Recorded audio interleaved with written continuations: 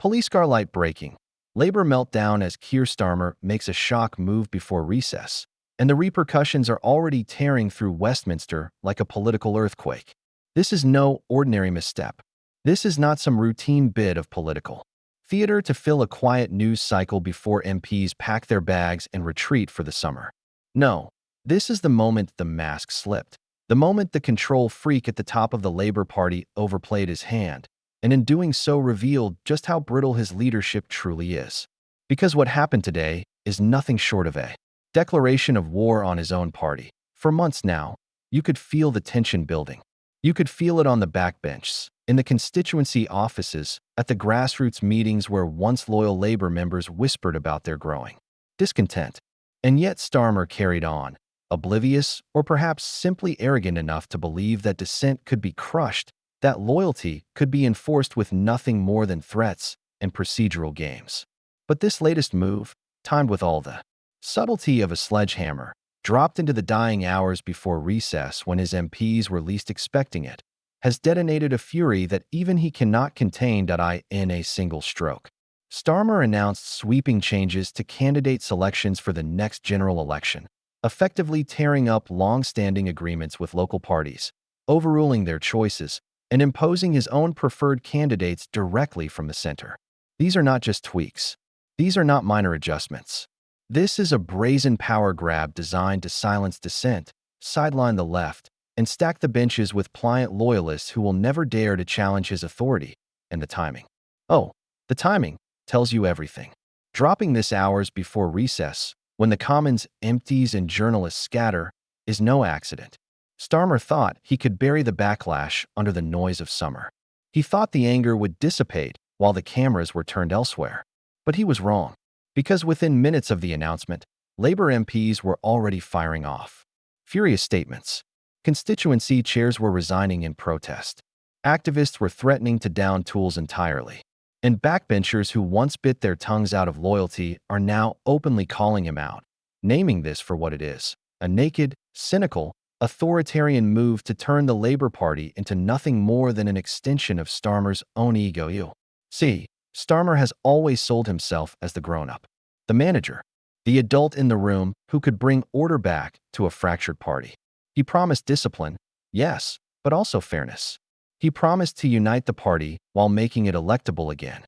But today proves what his critics have long said, that his idea of unity is obedience, that his idea of discipline is purging anyone who dares to think for themselves, that his idea of fairness applies only to those who already agree with him. And let's be clear about what this means. This is not just an internal procedural battle. This is not just about names on a ballot. This is about what kind of party Labour will be at the next election and beyond. Because Starmer is not just trying to win. He is trying to erase an entire tradition of Labour politics. He is trying to erase the memory of the Corbyn years. He is trying to erase the idea that the party can still stand for something more than focus groups, more than safe managerialism, more than whatever bland platitude will get him through the next headline. And in doing so, he has revealed the great contradiction at the heart of his leadership. For all his talk of competence, his own political instincts are as clumsy and heavy-handed as they come. For all his talk of electability, he seems blind to the fact that gutting the party of its soul risks alienating the very base he needs to turn out on election day. For all his talk of being the alternative to Tory chaos, he seems perfectly willing to create his own chaos just to get his way. Already, the knives are out. Senior MPs, not just those on the left, but across the spectrum, are warning that Starmer has overreached, that he has misjudged the mood of his party, that he has mistaken silence for consent, when in fact it was only ever a fragile truce. There are murmurs now of formal challenges, of coordinated rebellions, of resignations, yet to come. And while his allies dismiss this as the predictable grumbling of malcontents, the truth is more dangerous than that. Because this time, it's not just the usual suspects. This time, even some of his own lieutenants are questioning how far he is willing to go to crush his internal opponents. And perhaps most damning of all is what this says to the public. Voters are watching. They are watching a man who claims to offer calm, serious leadership behave with pettiness and spite.